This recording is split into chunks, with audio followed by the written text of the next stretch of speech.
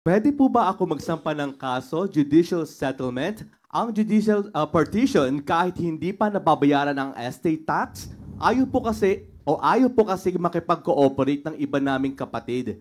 Halos 23 years na po kami nakikiusap sa aming panganay na kapatid, ngunit ayaw nila hatiin ang lupa. Kompleto po kami sa papeles ng mga ari-arian ng aming mga magulang. Tutulungan po ba kami ng PAO lawyer? Ronaldo Aspe po ito from Daet, Camarines Norte. Kung kayo po ay walang kakayanang bumayad ng private lawyer, kahit may property o mamanahin, pwede po sa PAO.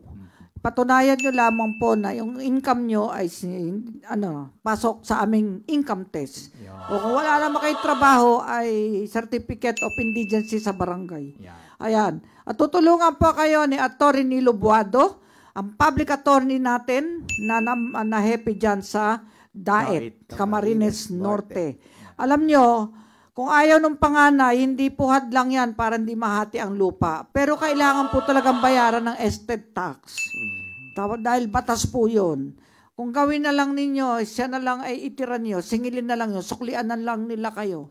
Yung ayaw magparte. Kasi may lupa naman, may mamanahin naman siya eh. Magsuklian na lang kayo. Paluwalan na lang nyo muna yung dapat na kanyang share sa estate tax. Para maging maayos po yan.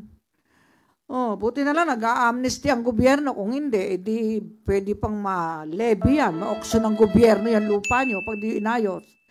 Pag di nakakabayad ng tax, maniwala po kayo sa akin. Okay? Alam ko namang maniniwala po kayo eh. Kaya may mga properties po na na-auction eh. Napupunta sa mga buyer na ganyan. Minsan di nga walang notice, pinapaanal natin eh. So sa puntong yan, takbo po kayo sa PAO. Tutulungan kayo. Napakagaling po niya si Atty. Nilo Buado. Wow. At very dedicated po yan. Matagal na yan sa PAO. At talagang yan pong batang yan ay talagang nakasama ko mahigit 23 taon na rito sa PAO.